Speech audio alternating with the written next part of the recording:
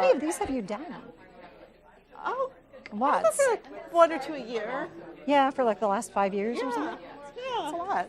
So I'm pretty experienced. Yeah, you at this are. point. You are. So, I'm learning. As you can probably tell. everybody. Yeah. 'Cause I think we're going to start. And I am going to introduce our two speakers. And those of you who are here this morning, I'm going to be saying exactly the same thing that I said this morning. But we have some newcomers, so I want to reiterate this. So welcome to Assessment in the Arts and Humanities 2, a workshop in practice. And I'd like to introduce our two guests today, Donna Heiland and Laura Rosenthal, who are editors, as you know, of Literary Study, Measurement, and the Sublime, Disciplinary Assessment, which was published by the Teagle Foundation. Yes, thank you. Beautiful In book. 2011. Yes, beautiful cover, but you can also download it in PDF form off the Teagle Foundation website, and I believe there's a link to that on our own assessment website. So I want to say a little bit about this volume of essays, which provocatively takes the literary disciplines as a case study for a conversation about assessing sublime learning and creativity. It asks the questions, what is at stake in the work of assessment? What do we stand to gain? What do we fear to lose? And can current assessment methods capture the outcomes we might care about most, those complex, subtle, seemingly ineffable heart of learning? And a lot of that is what we're going to be talking about putting into practice this afternoon. Donna Heiland, who is going to be doing most of the heavy lifting this afternoon, is Vice President and Special Assistant to the President at Emerson College. Before coming to Emerson in 2012, she served as Vice President of the Teagle Foundation, which, if you don't know, Teagle is an organization dedicated to improving student learning in the liberal arts. They give grants, and they really have been at the forefront of leading a national conversation on assessment in the liberal arts. Prior to that, Donna was Director of Fellowship Programs at the American Council of Learned Societies, and may indeed have given some of you some money. And she was also Associate Professor of English at Vassar College. She is a scholar of 18th century English literature and the author of Gothic and Gender, an Introduction, 2004. She earned her PhD in English from Yale University and a BA from the University of Western Ontario.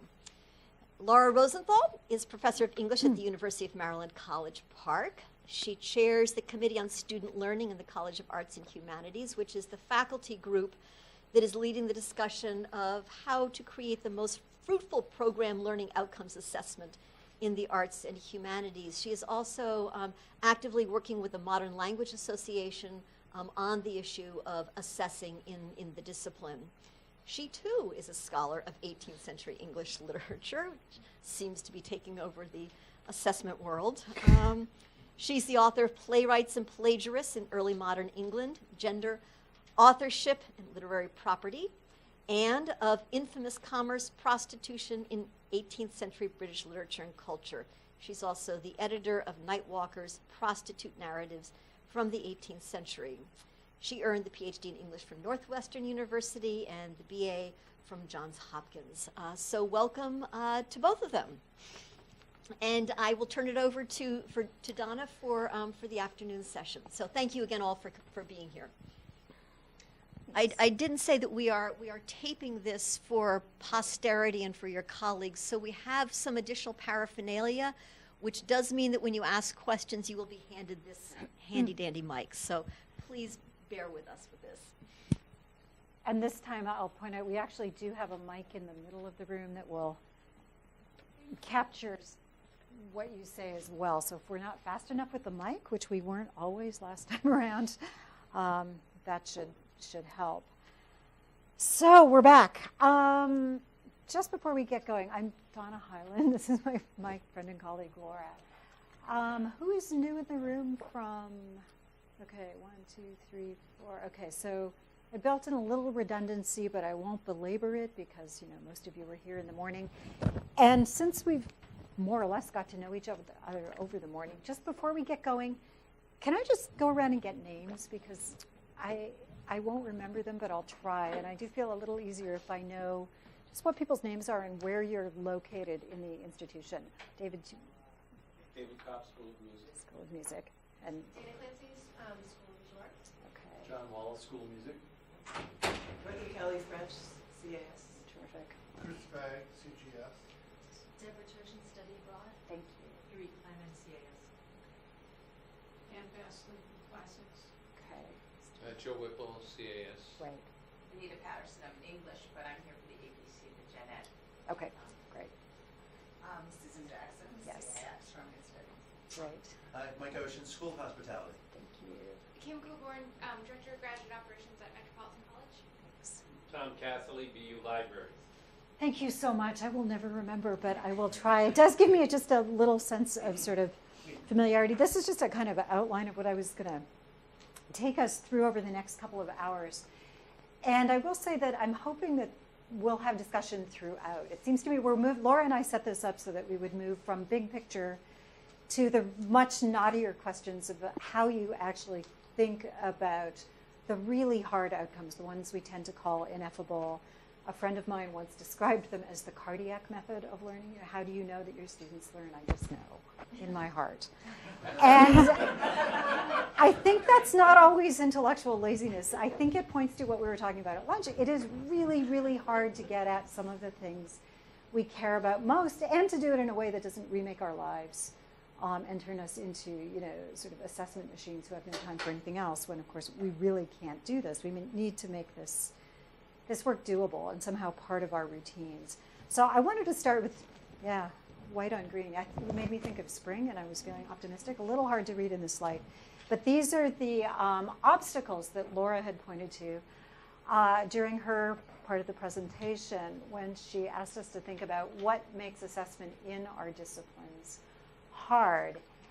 And I wanted to pause on those just a little bit and ask you to think about them. And I guess think especially about the question of ineffability. We talked some about how the work of assessment can essentially take you on a journey into your own discipline. I mean, if your discipline is not in agreement with itself, you will have trouble doing this work. I think it crossed my mind this morning as we were talking that higher ed as a whole, and this is just a kind of abstract side note, but as a whole is a little bit at odds with itself these days. I think we're really being called to account by a general public to talk about the value of what we offer. And if it's obvious, people are happy to pay. If it's less obvious, if our disciplines are not obviously instrumental, they're not so happy to pay. And I think what's coming to the surface is that, we're not actually entirely in agreement all the time about what we do. And if we're not, then it's really hard to sort of present a unified front. I don't know if it'd be a good thing to do that or not, but it might be a sort of saving move for us. Okay, this is what we've been talking about. When people say, the cardiac method, I just know, we're thinking about the ineffable, what does that mean? I know for a fact, I'm just positive that every single person in this room does know exactly what they want their students to learn. Is that wrong? Is there anyone here who would say they don't? No, okay, and this is what we were talking about at lunch, sort of, you know exactly what it is. The question is, how do you get at it? How do you become articulate in a way that lets you measure learning? And it really is learning that you have to measure. I think asking the right question is probably the first and most critical move. If you can identify the thing that really matters, I can't say you're home free, because it's not that there's no work after that. It can be very hard to figure out how to account for that thing that matters. But this goes back to what Laura said, don't spend your time sort of tossing up outcomes because they're easy to identify and easy to measure.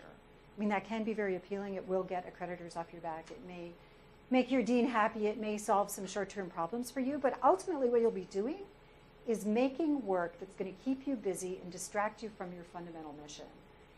And having watched a lot of people, and I will say watched because I did this as a funder, at the Teagle Foundation, we funded colleges across the country to develop assessment programs. That's what we were really looking for, was how do you improve student learning? And what we realized is you can't do it if you don't sort of know where you start and where you're going to end up. And so we started giving grants to help people do this work. And boy, life is too short to waste your time focused on outcomes that are peripheral, on exercises that are merely mechanical. So I became more and more convinced, just as I watched people work, that if you weren't trying to get to the heart of the matter, you weren't helping yourself, you probably weren't helping your students, and the accreditors were still going to be unhappy. So the question really became for me, okay, so what's persuasive? What matters? How do we know? And that always, always, always brings me back to the ineffable, and I'll get there in a minute. But if you start thinking about learning outcomes, and this I'd really like to be a discussion, and hear from you what you think. We're here talking about disciplines and groups of disciplines. Are there goals that cross-cut across all of your disciplines, learning outcomes that you think matter to all of you? This is a real question. What would you say? I mean, if you're thinking about music performance, you're thinking about painting, you're thinking about classics and maybe translating from Greek, it's going to seem very different from playing the cello. And I'm asking this for a reason, because if you think there are common learning goals, you can make common cause and start to think about these things together. If you don't, you won't want to do that. And I think there may be some truth in both answers. But what is your sense? I mean, when you think about learning goals, not a rhetorical question in the least.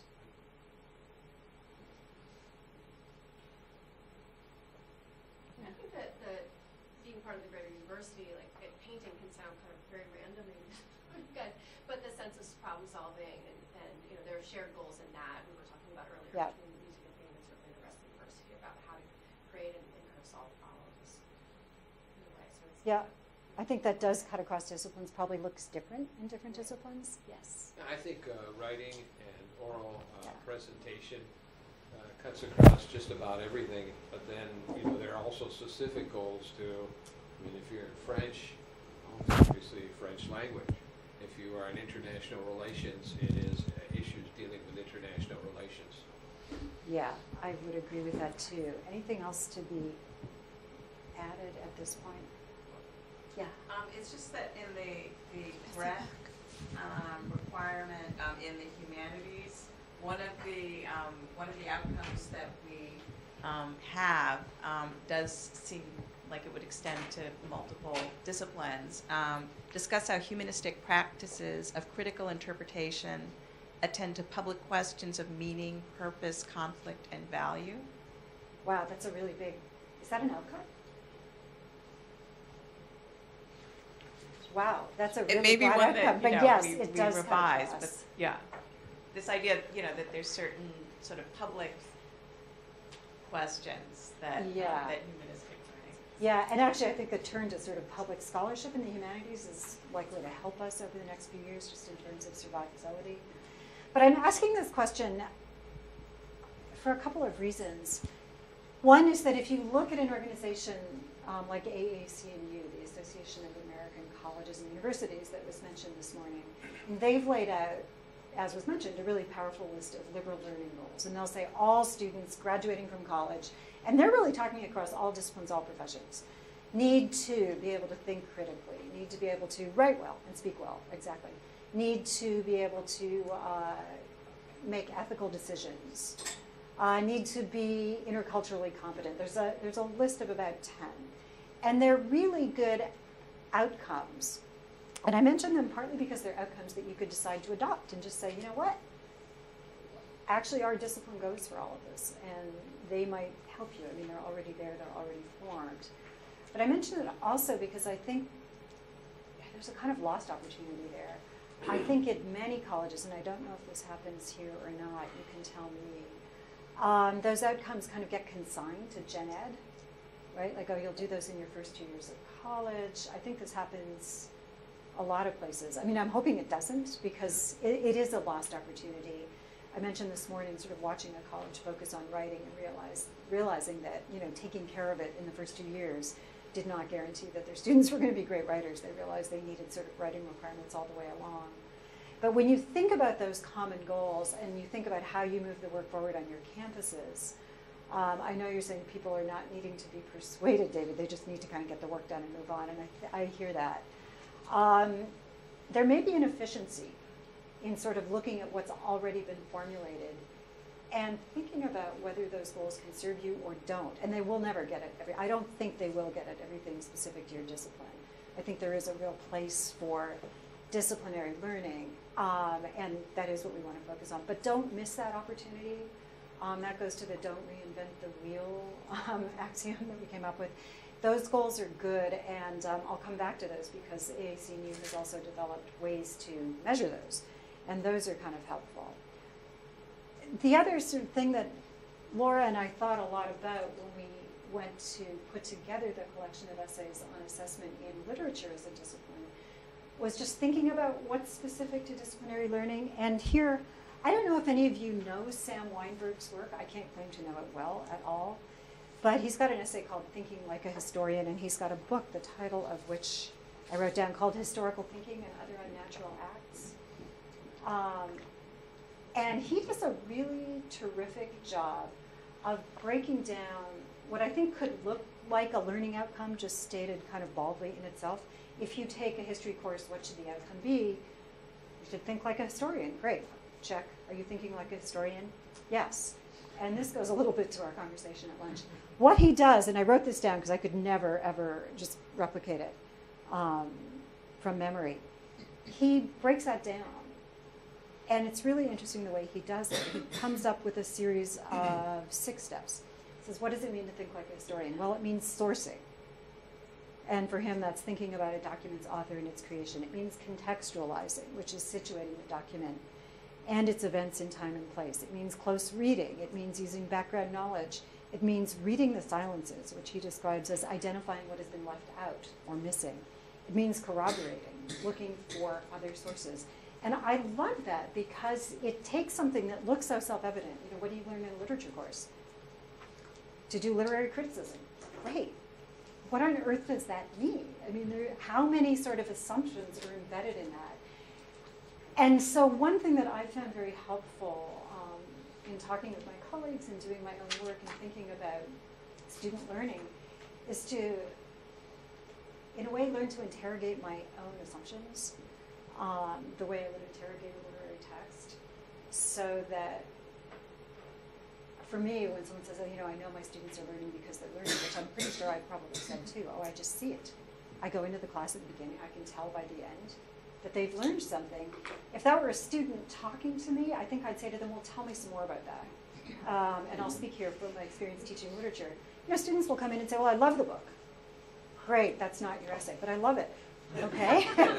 So what are you going to write about? Well, why I love it. So tell me why you love it. And you can start asking questions. You know, point me to a place in the text. Show me what there is to love here. Well, I really love this paragraph. Why? Well, I really like the language. Why? And if you just keep asking enough questions, you get to bedrock. This sentence has no adjectives. Fascinating. It's got only verbs and nouns. Fascinating. That's style. That's something real. That's concrete. So for me, when I think about assessment, what I've had to teach myself to do is break down what looks like bedrock. So to go from the discussion we were having at lunch, so what's a benchmark? All your students should have 6 courses that cover 4 fields. Great. Wonderful area coverage requirement. Has very little on the surface to do with learning. Why would you set up that requirement? What are they gaining from that? And it may be that they're gaining content knowledge, and that's a kind of learning. But when I think about it, they may be gaining lots of other things. They may be gaining an ability to work with unfamiliar language, I mean, language that is old enough that it is, say, Middle English or something like that, right? They may be gaining an ability to work with writers from a range of cultures, if you set it up so that your temporal requirements are also geographical requirements. And again, just keep backtracking. And I don't think it has to be hard, and well, maybe it is, but, and I don't think you have to be untrue to yourself or to your discipline. And that's the other thing that I sort of take from the work of Sam Weinberg and other people, is that you always want to hold on to what you really care about. I think a call to assessment is not a call to, even necessarily defend what you do, and certainly not to change it unless it turns out that what you learn makes you very unhappy, and then you decide you want to change it. But I think it's a call to articulate it more fully. And that's something that most of us are trained to do in one way or another, either as artists or as critics, as writers. And that's work that I love. And there's another, if you get curious about this kind of work, there's a project through Indiana called the History Learning Project that will eventually open up into a broader project called Decoding the Disciplines. But I don't know how much progress they've made on that at this point. But they're looking at student learning in history, and they're saying, where do students get stuck? And they identify a series of bottlenecks. Where does student learning seem to stop? And they, kind of line up with Sam Weinberg a bit. One bottleneck is students don't understand the role of facts. So you could actually look at that and say, along with, truly, this tells you a lot about the kind of world we live in. But you could really say as a learning goal, students understand the role of facts, which is both that they're factual, but I think there's probably more around that. They're not the whole story, right? There's context, there's environment, there's interpretation. They need to know how to interpret primary sources. They get stuck there. They need to know how to keep emotional distance is a bottleneck. They need to know how to construct and evaluate arguments. They have a whole list of places where their students get stuck. And they learn this by interviewing and talking to them, and that is a kind of assessment, right? That's a qualitative assessment.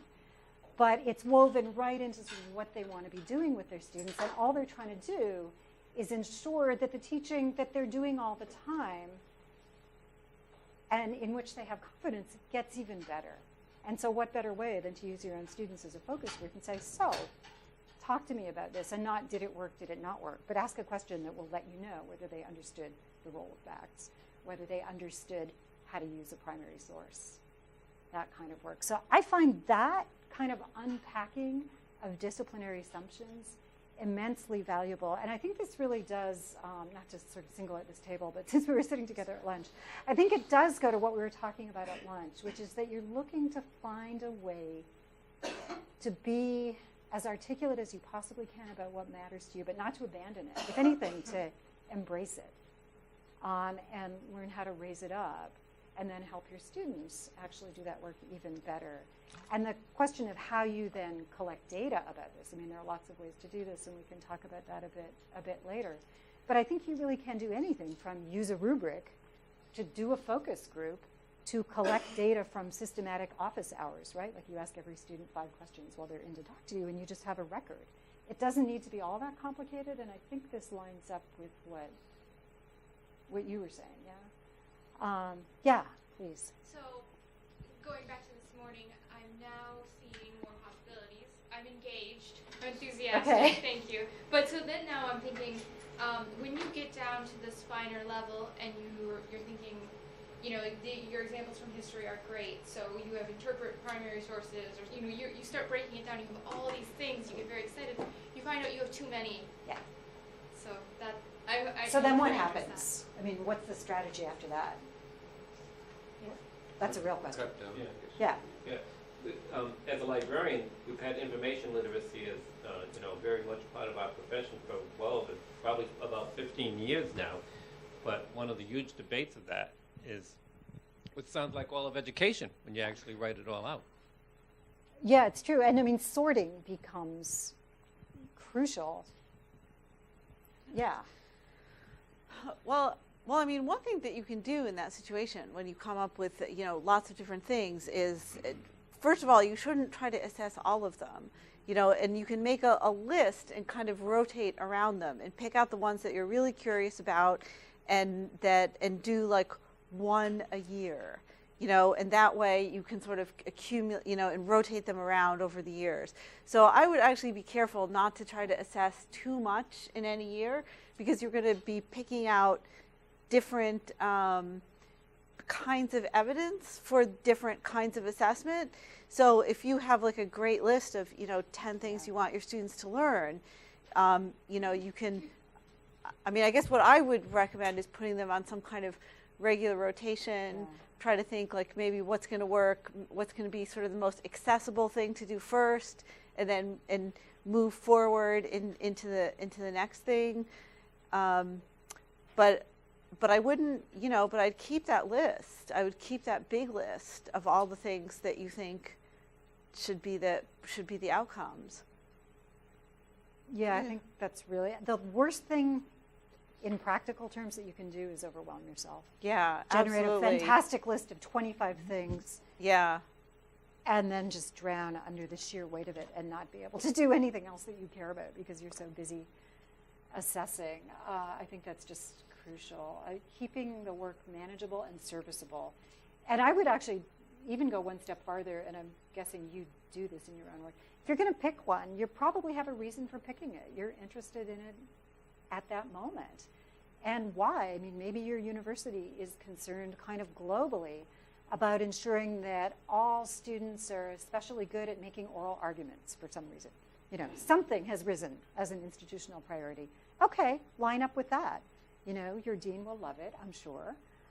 You will be doing work you have to do in any case. And not only will your dean love it, you will then become part of a larger conversation. And for me, I find that as I'm drawn into these conversations that are bigger than either my own head, which is a particularly obsessive place to, you don't want to be trapped just with your own thoughts. For me, that's just loops. So I want at least one interlocutor. But if I can have several, I'm more likely to have some creative input into whatever the issue is that I'm struggling with, have some good thought about what the data I'm accumulating might mean, and some sense of how to make sense of and use whatever's coming back to me. So I think there are really good strategic reasons to kind of isolate your outcomes, focus on one or two, keep it manageable, but keep them tied into something that other people care about too. This work is, I think, inherently collaborative.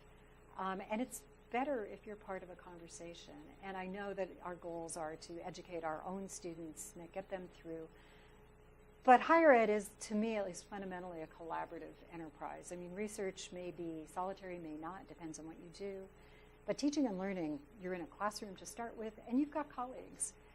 And being part of the conversation, just for me, has been salutary as I've moved from a tenured position out to national work in higher ed and now back to a college campus. The thing that I gained most from the 12 years doing national work is just an appreciation for what it is to have colleagues all over the place doing this work. I never feel isolated with anything anymore. I just call somebody.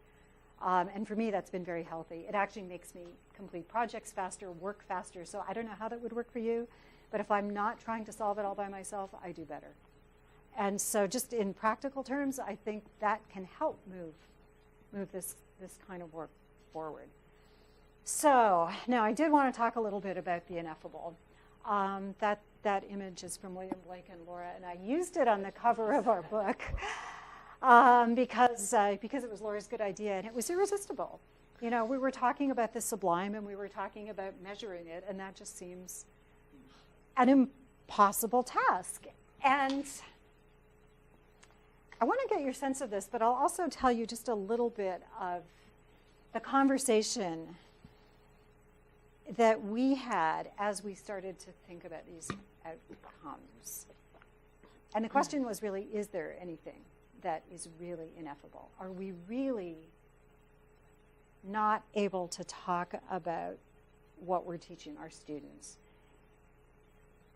And the answer was, at least for me, and Laura, I'm not sure where you the answer for me is most things are not ineffable. When we worked hard enough, we could articulate most of the outcomes we cared about. And I think that's true. I'll speak for English departments, for probably most people in English departments. I mean, we can range from, grammar. You want people to write decently. To you want people to be able to make an argument. You want them to be able to think critically. You want them to be able to do some creative work, and we can put some parameters around that. I got really obsessed with thinking about aha moments of enlightenment, right? Because this, when I thought about it, was what people seem to be talking about. We can't assess it. That moment of breakthrough, the light goes on in their eyes, you just see it. And I mean, every single one of us, it's a true thing. That is not a made-up thing. No, I think that would be good, actually. Our assessment is a visual. Yeah, well, it happened in my class, and I have ocular proof. But I actually got really, really obsessed with this because it's wonderful when it happens, like when you see students have a breakthrough. And I thought, well, is that a learning goal? I mean, it is a kind of learning. It seems rather, if not serendipitous, very, very difficult to guarantee. And, would I be, see, this is where I had the luxury of not being teaching at the time. And I'm not now, so I could just sort of think speculatively and think, would I have wanted to do this, would I have not wanted to do this, and check in with my colleagues who were in the classroom. But I spent a lot of time thinking about this, like what a ridiculous thing to say. You're going to write your syllabus and say, okay, learning outcomes, sublime experience. You're not going to write that. Aha moment, you're probably not going to write that. You might write, we will attempt to create a learning situation that nurtures you to the point where you have sort of breakthrough moments. I mean, you might say something like that measured. Even that is very difficult to achieve. But then I started reading, and this is really how I came into the literature of creativity and sort of writing around creativity. People spend a lot of time thinking about this. I mean, there are scholars of creativity, but there's also a wonderful book by L.D. Fink called Creating Significant Learning Experiences that essentially talks about, how do you nurture students through a process that takes them to some kind of moment of insight. And that work lines up pretty well with research on creativity that says, you prepare, you incubate, you prepare some more, you incubate some more, you have that a few times, and one day you wake up and like, whoa, I've got it, eureka. And it's no accident. It's that you have prepared very, very carefully over some period of time, but you don't know how long it's going to take. And on the other side of that, you start to rein in your insight and be disciplined. You think how you're going to present what you found, how you're going to make an argument, what's going to come of that. So I started thinking about that and thinking, okay, I'm not a neuroscientist and sadly never will be. So I probably will not know what happens, in people's brains right at that moment. And even if I did, would that help me? I don't know. But I realized, if I were to create a syllabus that aimed at that kind of outcome, you could create certain kinds of learning conditions. We know what is conducive to that kind of outcome. Now, that's not a learning outcome, but it helps you step towards it. And so I kind of went down that path for a while and thought, well, I could never get a direct measure, and I couldn't guarantee the outcome, but I might be able to create some kind of proxy. That's about as far as I got. And then this is where my comments about expert advice came at lunch, because I had been working with the people at the National Survey on Student Engagement on quite unrelated stuff. And I thought, well, I should show them this essay because it's a little out there and they're measurement scientists, and you don't want to put anything out there that's really truly embarrassing. And I was surprised by what they said, because what they said was, wow, is this what you actually care about? And I said, well, it's one thing. Yeah, I care about this. And they said, well, do you want us to help you figure it out? I mean, what they actually said was, we're revising the National Survey of Student Engagement now. We could talk about how we might insert items that would get at whether students are having this kind of nurturing experience. And I was deeply alarmed, actually. I mean, I was one person talking to Laura. Do you want to be responsible for putting that out there as a national agenda? I was not yet ready or bold enough to do that. But the lesson I took away from that was that assessment experts, who I think people in our disciplines have often tended to see as imposing something on us, were really there to work with us. And so that, for me, was the lesson of the ineffable, that if there's something really complicated, maybe not ineffable, but just really complicated, very hard to articulate, very hard to get down, there are people out there who have done a lot of work that might help. And so I would say don't go it alone. Don't spend all your time doing this. If you need to get a list of outcomes that's efficient, good. Break down the assumptions of your discipline and do it. But if at the heart of it, there's something that you just can't put your finger on, there are people who will work with you on it. And that was just completely fascinating to me, because I think I'd spent the first several years of my work in assessment thinking that if I were to ever do anything credible, I'd have to become like a learning scientist. I'd have to become something other than what I was. So how could I possibly do this? How could my colleagues do this? Then there was Laura doing this work in her classroom saying, yeah, you can do this. And there were people saying, yeah, and if you can't do that, well, we'll help you. And that was just phenomenal. That was a higher education conversation that was at once broader than me, more productive than I could be by myself, and was going to get at something really subtle, and that I think probably does cut across disciplines. And if we're ever going to get at those kinds of outcomes, I don't think it has to be any one of us by ourselves, and it probably can't be. It really is complicated stuff. So that's, for me, one way of coming at those outcomes, and I know it doesn't solve your immediate problem, but it it cheered me up a lot. It gave me courage, put it that way, to not let go of those outcomes. The other thing I will say is that we've given you packets, right? I think we have. If you don't have them now, you will have them. You don't need the packets at this moment. Yeah. But there should be in the packet an essay by Sarah Goodwin, who's a professor of English at Skidmore. And Sarah wrote a really beautiful essay, which is in our collection. You don't need to look at it now, but I just want to draw your attention to it, about teaching and about using a rubric to assess student learning. And she left space on her rubric for what she called je ne sais quoi. And I just want to say that we considered that a very valid move. She measures a lot of things in that rubric. Can students do this? Can they do that? Can they do the other? And then there is space for what at lunch we were calling artistry, an integrative capacity that somehow transcends the sum of the parts, that thing that we struggle to put our name on. It's like acknowledging that it's there and it matters and it hasn't dropped out of sight, even though we don't yet really know how to name it, and maybe that's a sign of its power that we can't. There are a lot of other things we can name, which I think indicates, no, you're not being intellectually lazy. You're doing the work that's doable, but you're acknowledging also that the best work somehow exceeds the limits of the known, right?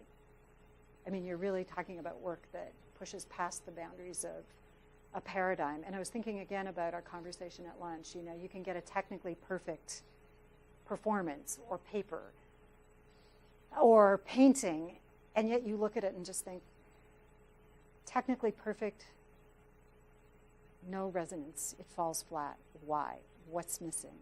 And that's the piece that everybody wants to get at. And I think it's fair to say we don't yet know how, but to indicate that. And for accreditors, if you've done your work on all the other things and you've dutifully collected everything, and that's helped you, so you've started to understand, okay, we're nurturing our students in these 10 ways, and now we're doing 12 ways and more of them are getting at this high level. That might help you. And you may never be able to name it, but I still think holding on to it is worthwhile. And leave the blank. I mean, acknowledge it as, the place where affective response is maybe what you're starting to get at. And there is a whole line of research. And I think we're understanding learning better and better, but one reason we can't get at everything we want to talk about is we probably don't understand it perfectly. And you do know in your heart that affect ties into cognition. I mean, we do have science backing that up. We do know that there's something there that we've not articulated well about how learning comes to be. So I guess I want to say, when you start to struggle with that, have the struggle unpack as much as you can in the way that Sam Weinberg and other wonderful people do, and then leave the blank space. I mean, Sarah was bold. I love the essay. And I think it's fair to say that most people who read it, just really enjoy it. I mean, it's a lovely piece of writing. But it also talks about something that, at least for me, I really recognize when I read it. So I don't know, do you want to speak to that further? Because I know it's an abstract discussion, but an important one.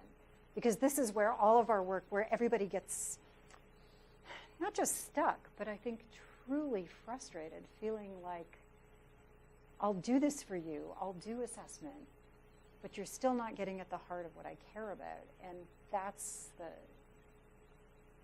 hard part. And I think partly it comes from putting things in a rubric. Like that's what, because rubrics always feel inadequate. They feel like you're sort of making this checklist of things, and then somehow if you've done them, but somehow it doesn't, you're not quite sure what it adds up to. Would you recommend then that we really, when we develop our outcomes and start thinking about assessment, that we leave on outcomes that look like they'll be difficult to assess? Yes, I would. Like, I would. I absolutely would. And just know that you'll get better at it over time. I mean, that's the other thing, You want your students to improve. Right. You're going to become better at doing it. You're going to ask some questions and think, you know what? Those are the wrong questions. I think I think also some of those really hard outcomes can be assessed by indirect measures. Mm-hmm. That we're very focused on direct measures, and what I was talking about in the morning is that you need to have some direct measures, or it's not really legitimate. But an indirect measure would be like, you can ask them, did you like like this? Did you sort of feel something? Did you, you can ask students to, that's an indirect measure, but sometimes some of the more challenging outcomes that we really care about can actually be answered, can be answered that way. I mean, I was telling some people at lunch about this too. I mean, for me, when I did the original outcomes for the English department at my school, I included appreciation, because I actually kind of think, like, if you're an English major and I want you to write well, think critically, blah, blah, blah, but if you don't appreciate literature, like, I failed, if you don't get the jokes, if you don't, have the insight, then, and that's been so, and I've been fighting for that, like, I've been fighting in my own department, at the university committee, but I'm just not letting that one go. I don't care, people think it's goofy that, oh, how can you measure appreciation? Well, you can ask them. I mean, it's not perfect, but, and then when you ask them, they know you care about it. So it actually has the assessment itself could be part of a teaching process because it communicates to students what you care about for and you actually care about their experience. And that you know that they have feelings too, as well as an intellectual component. Just to add to that, the ineffable is something that cuts across all disciplines too, I think. I remember one episode in Nova, there was this mathematician who had solved Fermat's last theorem. He talked about the aha moment when he realized what it was. He just started tearing up. And I kind of realized, I tried to teach Wordsworth and talking about these moments. But Fermat's last theorem brought to the same sort of moment. And that cuts across all, you call it what is an elegant moment. It's the word mathematicians use. But it was so elegant. Yeah, that problem-solving moment. I mean, real solving. Something that's hard. Those are aha moments. I think everyone has them. Do people in the sciences try to assess that? Probably not. Do we know? I don't actually think it's. See, my experience is that, I'm like repeating myself a little bit, but my experience is that the science and math people say the same thing that we do. It's the people in professional schools who say something slightly different, and it's like engineers who are, will say something a little bit different. But science and math people, I find, are like totally, they'll say, well, the student can do the problem and they do it accurately, but do they really get it? Like, I really want to know, and they'll say that. So I actually think the science and math people think similarly. They're more like us than they are unlike us. Just kind of your point too about having the sublime moment around the theorem, that's what they do, Although I think probably there's not as much of a continuum. There's the sort of genius, and they're not educating for genius. No. Every time out with every student or having an expectation. But are we? That's an interesting because I think they articulate that difference in ways that we don't. Yeah. And I do have a thought on it. Has anyone read Csikszentmihalyi on creativity? He's a psychologist who has written about the notion of flow, sort of being so enmeshed in the moment that you're lost to time and space. That moment when you really are going to solve a problem. And he talks about creativity. This is something I'll get to in a couple minutes, not in terms of Csikszentmihalyi, but since it's come up. Creativity is something that happens within a domain. And I think when you're teaching students, I mean, they can have moments of what might not rise to his level of creativity, like it's not going to change the whole domain in which they are working. But for them, as they are learning it from scratch, they do have those moments where they suddenly get it. And it's not that it's brand new and will change the field, but within the context of the student's experience and learning to that point, it may change their field. I mean, their sense of the field. I think you can probably teach for that across disciplines. It's still tough. I mean, those moments of real genius, it is tough. So in any case, that was my big point there. And I just want to point out that, I don't know if you noticed this, but I said use expert help. That is a photograph. The guy in the front is Charlie Blake, who is a wonderful expert and my huge help on all of this. And that is Charlie running a workshop on student learning. So we talked a bit about methods, direct, indirect. We didn't talk too much about formative versus summative assessment. Just a 2-second pause. I mean, accreditors are not generally interested in formative assessment results, but you might be as a teacher, as a check-in, sort of what's happening partway through the semester. Am I getting towards where I want to go? Am I not? If I'm not, am I going to change something? I mean, I think that's something that many of us do. I just wanted to point out that that is part of an assessment practice. It's not to be devalued. Ideally, you're going to embed the work in the course because it will keep your workload contained. The homegrown or externally developed measures question is a real one. And here's what I can tell you from my experience, and then actually Laura, I'd be interested in yours and everybody else's.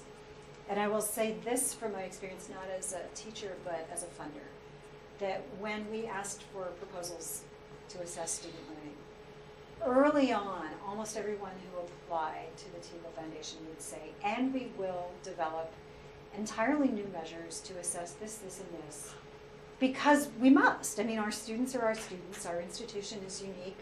We need to do this in a way that is authentic and true to our culture. These are all true things.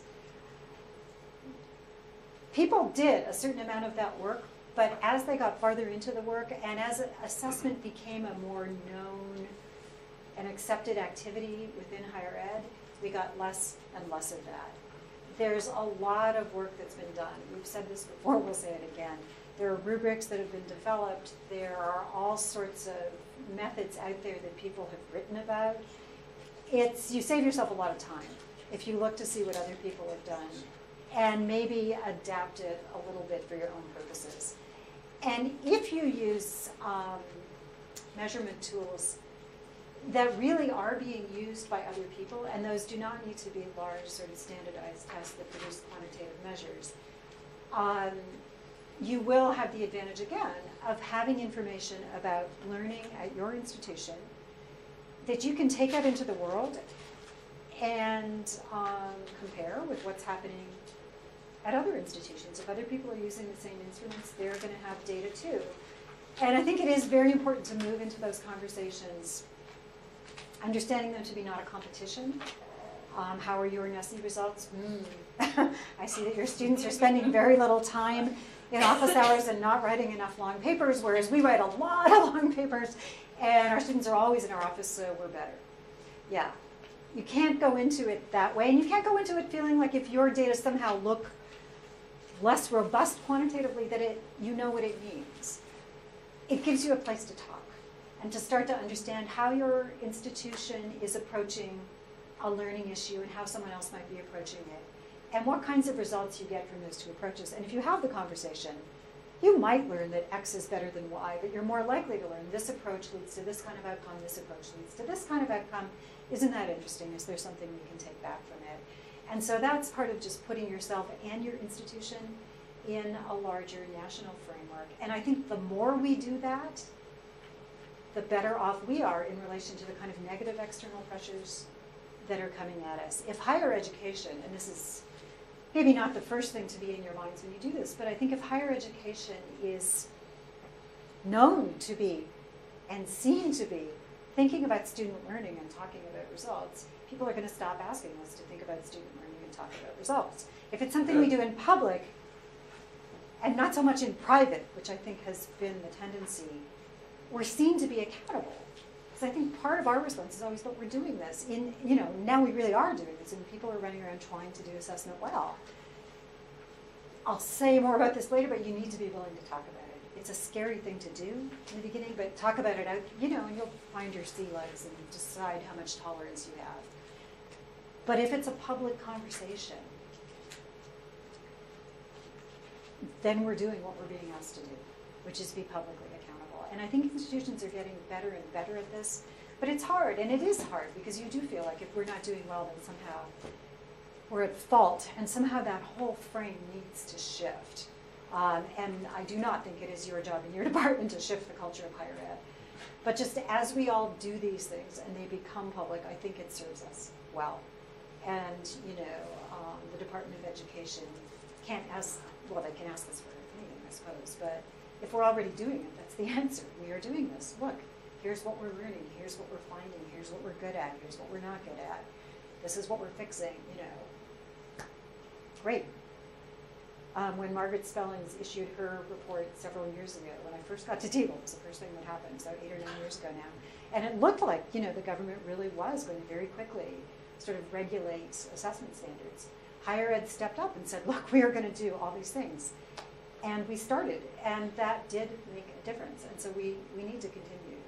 But I think if you will benefit from it too. It's not simply to appease sort of people who are outside us. I think it's a really effective conversation for us as a community.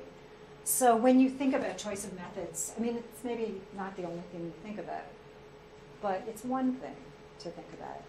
So there are all sorts of instruments that you can use. I put the little Nessie sign down there just so you'll see the National Survey of Student Engagement, which is an external instrument that I think can be helpful. It's an indirect measure, as we've said. One strategy that you can use within a program, within a department, is to think about your own learning and how you're going to assess it directly. Will you use rubrics? Will you sort of do in-class checks? Will you look at students' capstone experiences and try to say what's happening in those?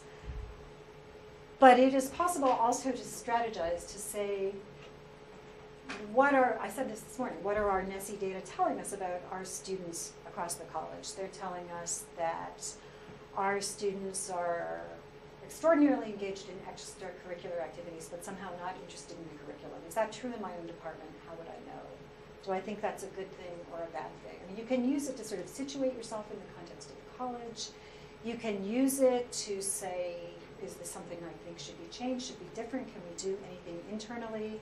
It gives you information about students that you might, I'm not sure how far you can actually break down NESI, I don't think by department. Although, I would always ask the folks at NESI, if there's something you want to do with it, they are amazingly helpful. And that's something I've learned. If you call them, there is something called the NESI Institute.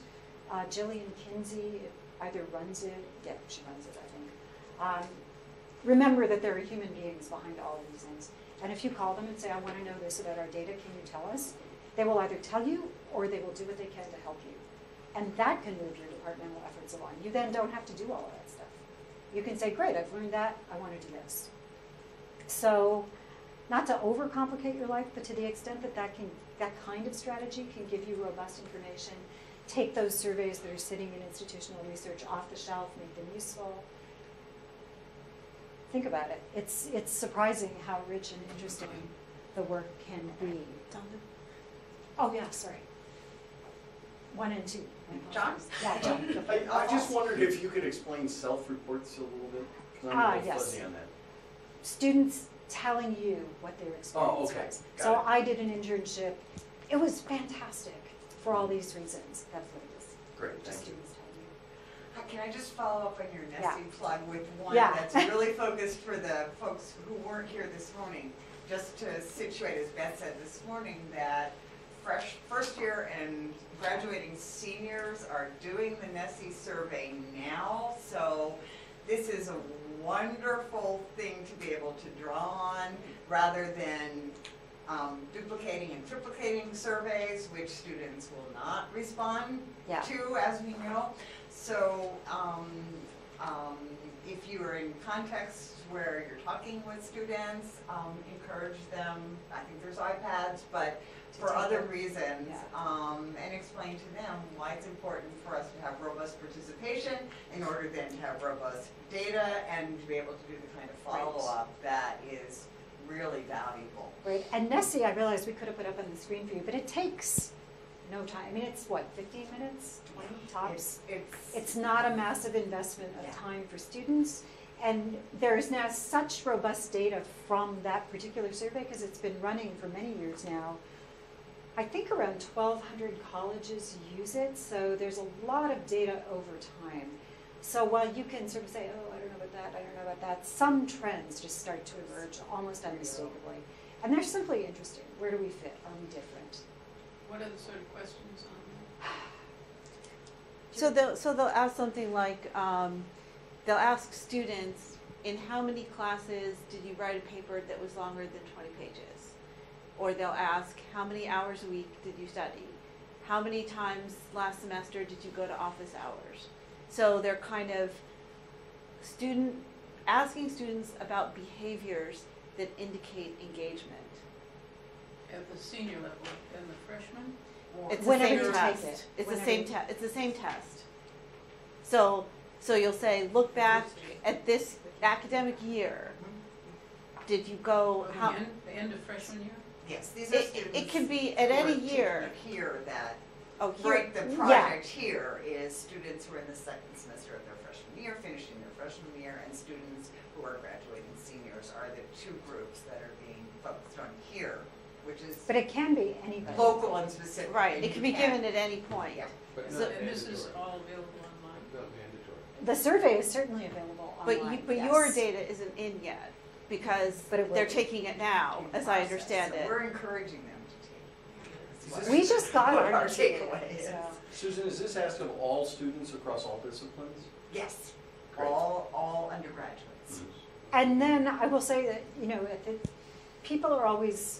researchers are trying to figure out the extent to which engagement is in fact a proxy for learning. And at the Teagle Foundation, we did fund Nessie to do some work around that. And it is, to a considerable degree. And there are things called high impact learning practices, sort of intense internships, experiential learning practices, small seminars, study abroad.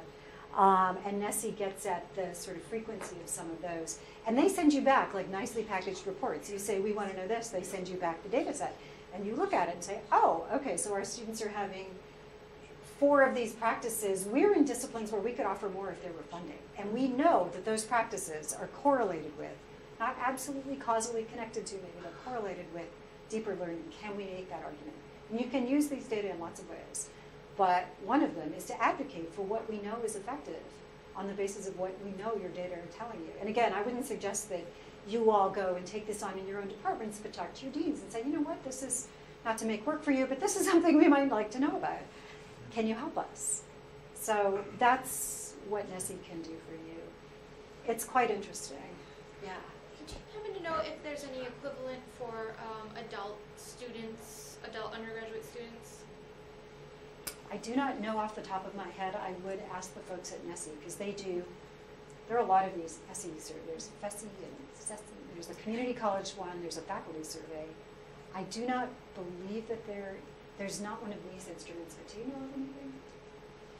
I really don't. Specifically oriented A research frontier. We could let them know about that. That's how they come up with these things. I mean, SNAP, the Strategic National Arts Alumni Project, which is following students after graduation, I think came about, as I recall being told, because people wanted to know.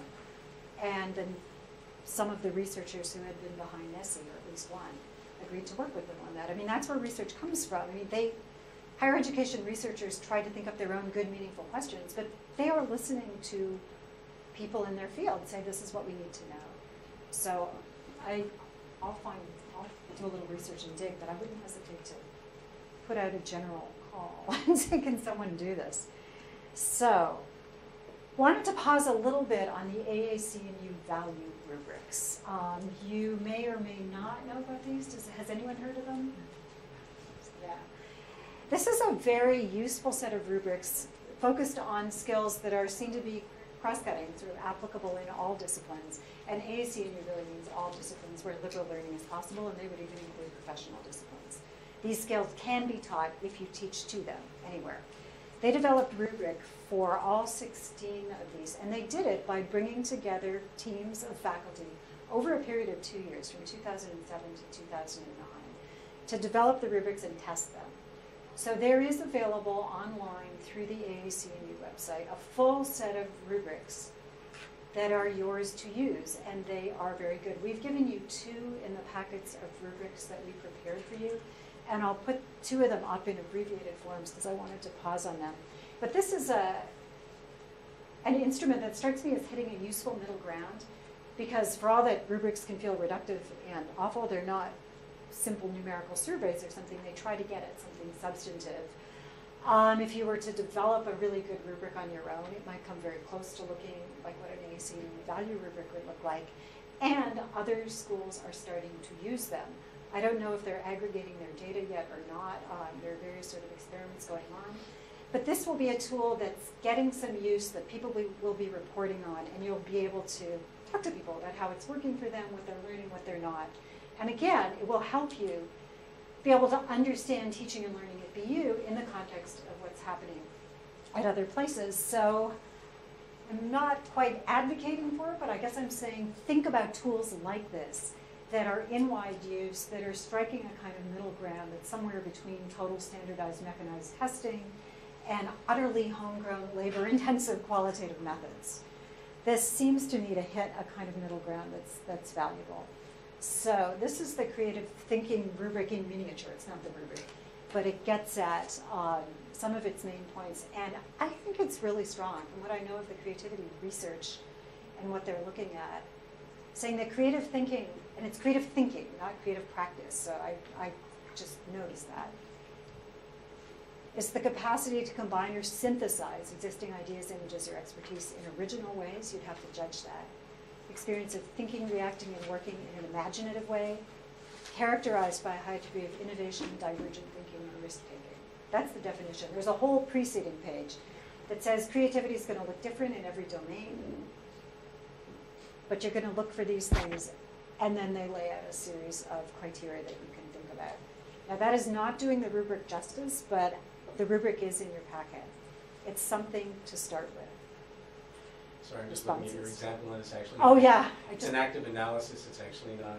I'm not quite sure what it's meant to my apologies. represent.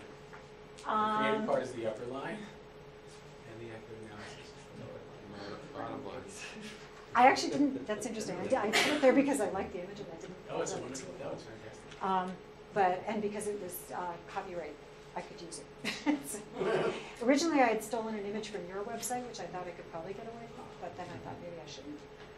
The trumpet, which I thought was very beautiful.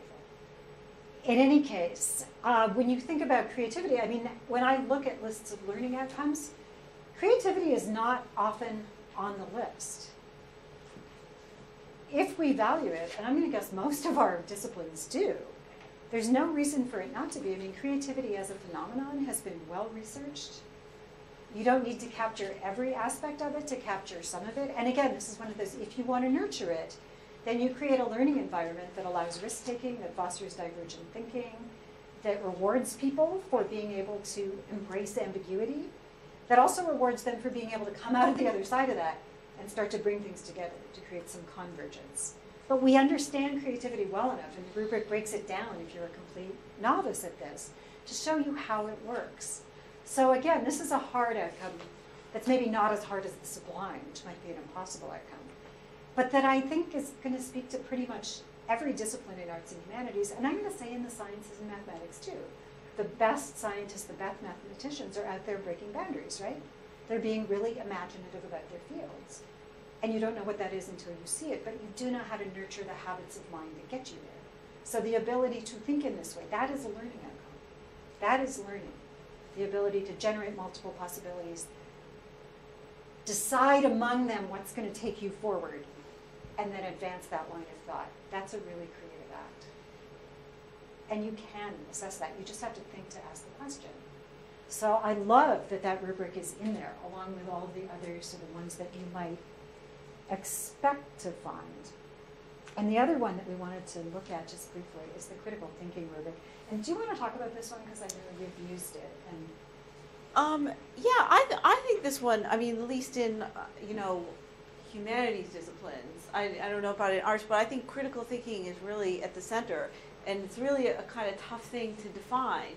And I just love the way they define this. I mean, I sort of feel like if I could get my students, I aim every semester to get my students to do this, and all it means is, I think, just sort of looking at the evidence before you come to a conclusion. I mean, seriously, if you get your students to do that, that's a huge triumph. And I think, because they read a novel and they say, well, I feel like this character is really awful. Well, why? I mean, go back to what's the evidence? What are they doing that is objectionable? Is it objectionable to the author, to the other characters, to you? You know, what is your basis for saying that? And I think that's a really crucial skill. And so I've integrated this I've integrated this into my teaching, but I think this is a good thing to think about, that you could use it for the basis of a rubric for a lot of arts and humanities disciplines, to kind of see if students are actually doing this. And I think it's possibly the most important thing they get out of it, they get out of us. I don't know.